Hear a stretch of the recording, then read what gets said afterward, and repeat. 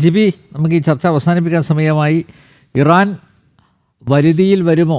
നേരത്തെ ആരിഫ് ഹുസൈൻ ചൂണ്ടിക്കാണിച്ചതുപോലെ ഇറാൻ ജനതയ്ക്ക് ഒരു സർവനാശം ഉണ്ടാകണമെന്നുള്ള ആഗ്രഹമൊന്നും ആർക്കും ഇല്ല. പക്ഷേ ഈ പറഞ്ഞ പോലെ ഈ മുല്ലമാരുടെ ആ നേതൃത്വം അവർക്കെന്തായാലും മാനസാന്തരം ഉണ്ടാവില്ല. പക്ഷേ അവരവരുടെ തടി സേഫാക്കിയിരിക്കുകയാണ്.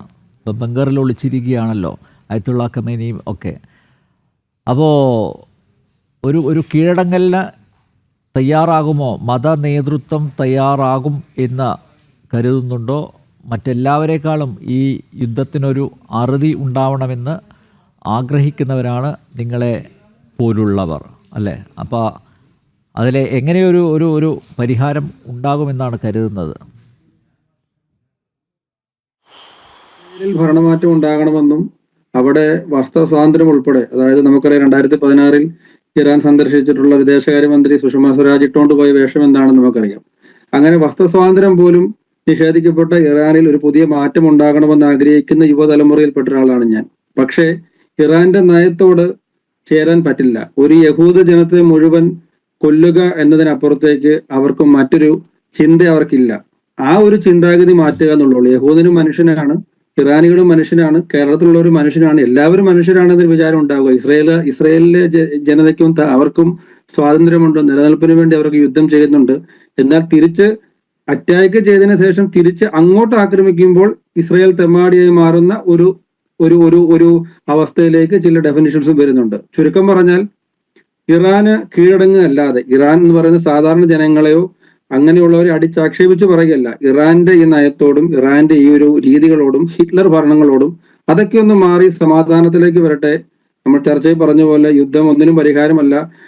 ജനങ്ങൾ, അത് ഇസ്രയേലാണെങ്കിലും ഇന്ത്യയിലാണെങ്കിലും ഇറാനിലാണെങ്കിലും എല്ലാവരും തുല്യരാണ്, മനുഷ്യജീവന് വാല്യൂ ഉണ്ട് എന്ന സത്യത്തിൽ ഉൾക്കൊണ്ടുകൊണ്ട് ഇറാനിൽ സമാധാനം ഉണ്ടാകട്ടെ, ഇസ്രയേലിന് നിലനിൽപ്പിന് വേണ്ടി മുന്നോട്ട് ജീവിക്കുവാനുള്ള സാഹചര്യം ഉണ്ടാവട്ടെ. ഇതാണ് പ്രാർത്ഥന.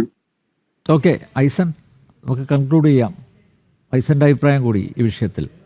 തീർച്ചയായും ഒരു നയതന്ത്ര നീക്കത്തിനുള്ള സാധ്യത ഇനിയുണ്ടോ എന്നത് തന്നെയാണ് ഇപ്പോൾ ഒരു ചർച്ചാ വിഷയം, അല്ലെങ്കിൽ ഒരു വിഷയമായി ഉയർന്നു വരുന്നത്. നയതന്ത്ര നീക്കം സാധ്യമാവുക എന്നുള്ളത് നിലവിലെ സാഹചര്യത്തിൽ നേരത്തെ പറഞ്ഞതുപോലെ ഇതേ വിഷയം തന്നെ സംസാരിച്ചതുപോലെ വിദേശകാര്യ വിദഗ്ധൻ കൂടിയായ രാജഗോപാൽ സാർ സംസാരിച്ചതുപോലെ തന്നെ നമുക്ക് മനസ്സിലാക്കാൻ സാധിക്കുന്നുണ്ട്.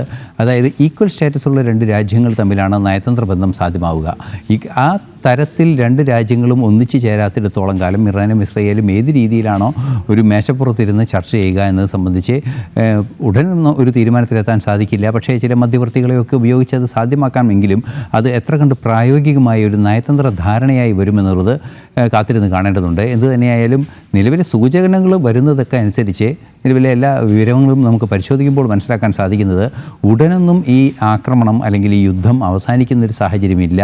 അത് കുറേ കൂടി ശക്തമായ രീതിയിൽ തന്നെ തുടരുകയും അത് ദീർഘകാലത്തേക്ക് നീണ്ടുപോകുമോ ഇല്ലയോ എന്നൊക്കെ വസ്തുതാപരമായി നിരീക്ഷിക്കേണ്ടതുണ്ട്. എങ്കിൽ കൂടി വലിയ ഒരു പ്രതീക്ഷയ്ക്കുള്ള വക നയതന്ത്ര തലത്തിൽ ഉണ്ടാകില്ല എന്ന് തന്നെയാണ് പ്രതീക്ഷിക്കുന്നത്. നിർമ്മൽ, ഭാരതത്തിന് എന്ത് റോള് വഹിക്കാൻ സാധിക്കും? ഞാൻ നേരത്തെ താങ്കളോട് ആ ചോദ്യമാണ് ഉന്നയിച്ചത്. മറുപടി. അതായത് ഭാരതത്തിന് ഇപ്പോൾ ഏറ്റവും ഈ ഒരു യുദ്ധം അവസാനിച്ചാൽ അല്ലെങ്കിൽ ഇറാൻ്റെ സാങ്ഷൻസ് എടുത്ത് മാറ്റിയാൽ ഏറ്റവും കൂടുതൽ ഗുണമുണ്ടാകുന്ന രാജ്യങ്ങളിലൊന്നാണ് ഇന്ത്യ.